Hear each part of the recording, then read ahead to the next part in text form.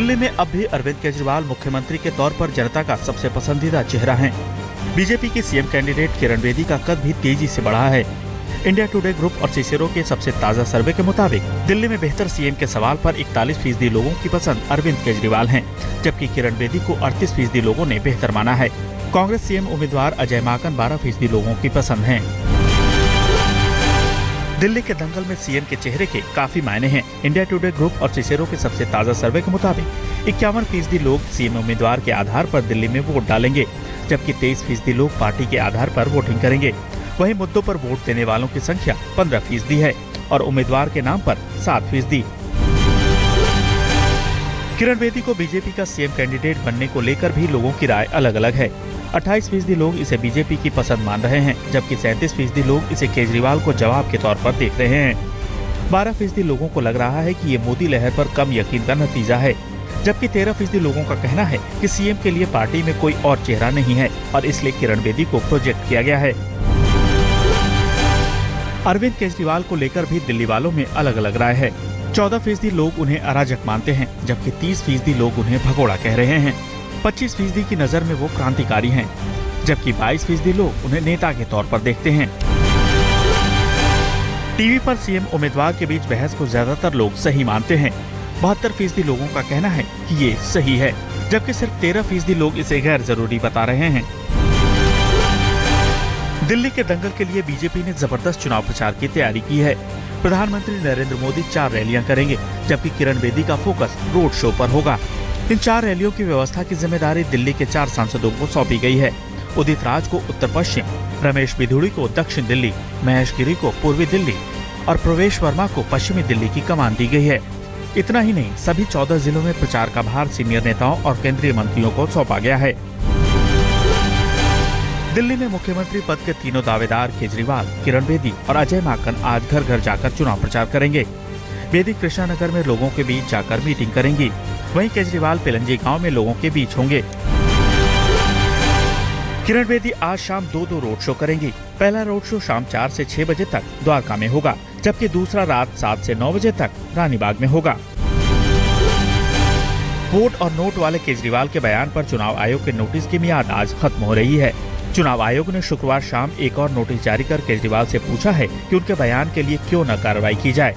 चुनाव आयोग ने 27 जनवरी सुबह 11 बजे तक जवाब मांगा है। केजरीवाल बार बार अपने भाषणों में कहते रहे हैं कि बाकी पार्टियों से पैसे लें, लेकिन वोट आम आदमी पार्टी को ही दें। बीजेपी के मुख्यमंत्री पद के उम्मीदवार किरण बेदी ने पूर्व प्रधानमंत्री अटल बिहारी वाजपेयी के घर जाकर उनसे आशीर्वाद लिया। बेदी ने आडवाणी, राजनाथ सिंह और सुषमा स्वराज से भी मुलाकात की।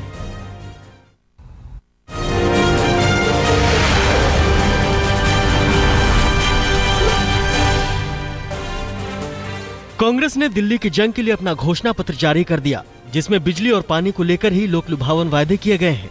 कांग्रेस ने वादा किया है कि उनकी सरकार आने पर 200 से 400 यूनिट तक बिजली खर्च करने वालों के बिल आधे हो जाएंगे। कांग्रेस ने अवैध कॉलोनियों को नियमित करने, मेट्रो का विस्तार और आंगनबाड़ी कर्मचारियों का वेतन बढ़ाने का भी वादा किया। कांग्रेस ने उत्तराखंड वासियों के लिए भी लुभावनी घोषणा की। पार्टी ने कहा है कि छठ की तरह दिल्ली में अब उत्तरायणी मेले का भी आयोजन होगा। अनऑथराइज्ड कॉलोनी 895 कॉलोनीज हमने रेगुलाइज कर दी है।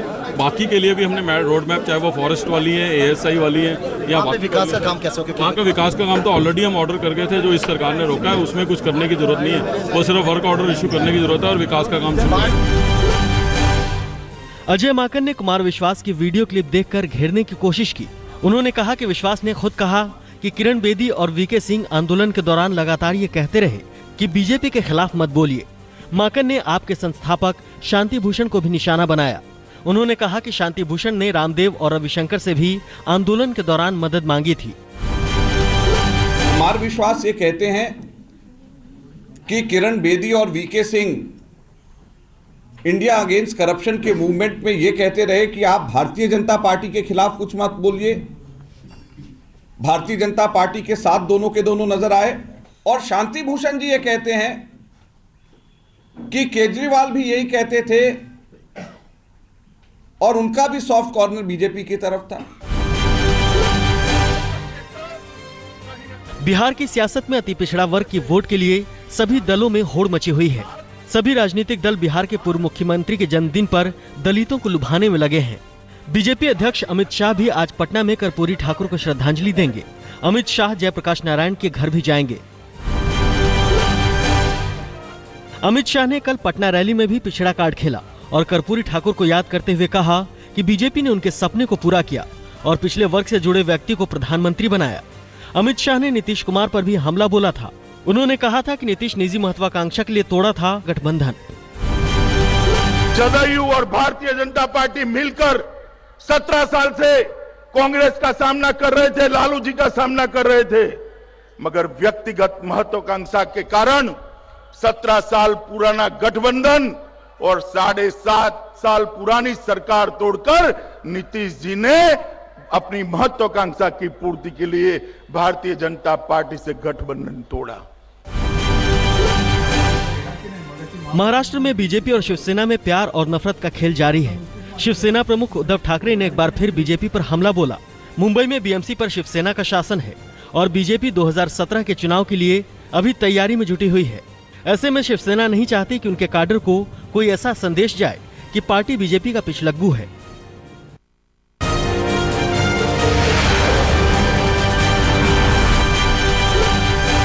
अमेरिका के राष्ट्रपति बराक ओबामा के भारत दौरे को लेकर राजधानी दिल्ली पूरी तरह से किले में तब्दील हो गई है। दिल्ली और एनसीआर में सुरक्षा के सख्त बंदोबस्त है। हर आने जाने वालों पर कड़ी नजर रखी जा रही है। विदेशी सैलानियों पर खास नजर है। सूत्रों के मुताबिक खुफिया एजेंसी ने आगरा और दिल्ली पुलिस को अलर्ट किया है। खुफिया एजेंसियों के मुताबिक राष्ट्रपति ओबामा को श्रीलंका और मालदीव के अज्ञात हमलावर निशाना बना सकते हैं। खतरा इस्लामिक आतंकवादियों से भी है। अमेरिकी राष्ट्रपति बराक ओबामा 3 दिन के दौरे पर 25 जनवरी को भारत पहुंच रहे हैं।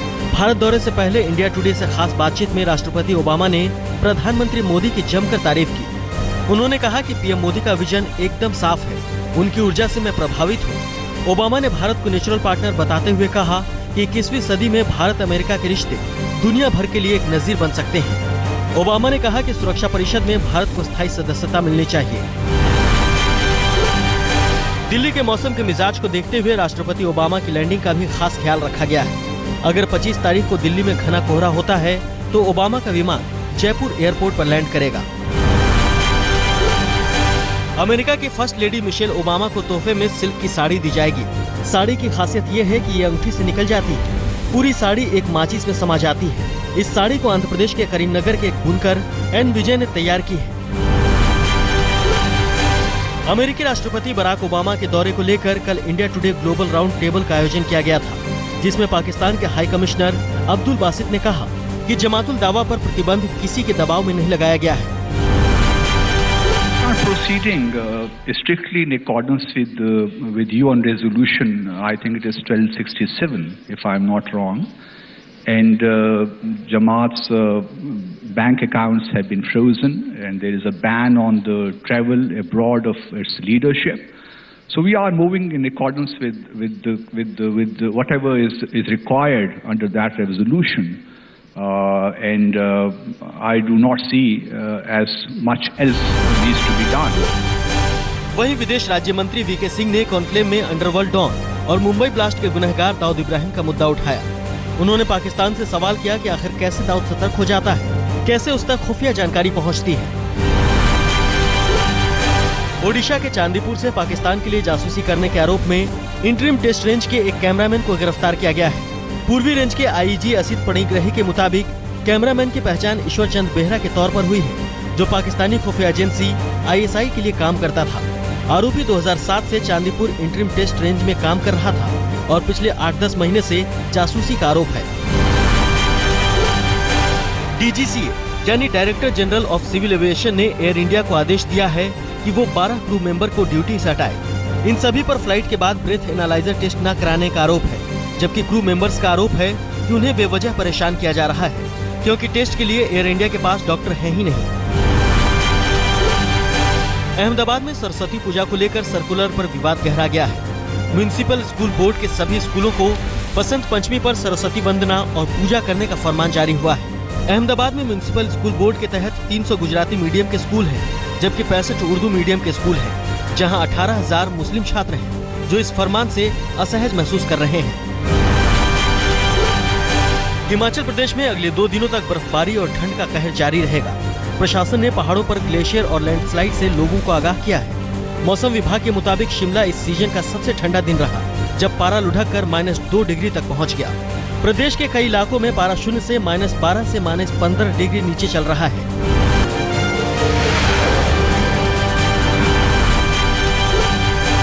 हिमाचल प्रदेश के कुल्लू के रघुनाथ मंदिर से चोरी हुई तमाम मूर्तियां बरामद कर ली गई हैं। चोरों ने इन मूर्तियों को एक पेड़ के नीचे दबाकर छिपा रखा था। हिमाचल पुलिस ने नेपाल में छिपे मूर्ति चोरी के आरोपी को पकड़ने के बाद उससे पूछताछ की। पूछताछ में मिले सुराग के बाद हुई तलाशी में मूर्तियां बरामद कर ली गई हैं। हिमाचल के मुख्यमंत्री वीरभद्र सिंह ने मूर्तियां बरामद होने पर खुशी जाहिर की है। सूचना मुझे दी गई है, उसके मुताबिक जो है, जो जिसने चोरी की है वो पकड़ा तो नहीं गया, नेपाल में है, उसके साथ संपर्क हुआ है वहाँ की पुलिस का जी। उसने, और मेरी सूचना के मुताबिक उसने ये कहा है कि जो मूर्ति है उसने कुल्लू में ही कहीं दबा के रखी हुई। दक्षिणी दिल्ली के साकेत में एक निर्माणाधीन इमारत के बेसमेंट की दीवार अचानक भरभरा कर गिर गई। दीवार के मलबे में दबने से 2 मजदूरों की मौत हो गई, जबकि 2 मजदूरों को मलबे से बाहर निकाल लिया गया, जो फिलहाल गंभीर रूप से घायल है। हादसे के बाद मौके पर पहुंची पुलिस ने मामला दर्ज कर जांच शुरू कर दी है, जबकि हादसे के बाद से ही ठेकेदार फरार है। मध्य प्रदेश के देवास में एक निजी स्कूल के प्रिंसिपल पर बच्चे की पिटाई का गंभीर आरोप लगा है। आरोप है कि 10वीं में पढ़ने वाले छात्र केतन विजयवर्गीय को मामूली बात पर जोर का इतना थप्पड़ जड़ दिया कि बच्चे के कान का पर्दा फट गया, जिसकी पुष्टि डॉक्टर ने कर दी है। पुलिस ने पीड़ित की शिकायत पर मामला दर्ज कर जांच शुरू कर दी है। 25/12/2014 को केतन विजयवर्गीय नाम का पेशेंट आया था। उसने कान में चोट आना बताया था। परीक्षण पर मेरे द्वारा सूजन पाई गई थी। फिर दूसरे दिन फिर परीक्षण किया गया था उसका, तो सूजन उतरने पर उसमें पर्दे में छेद पाया गया था।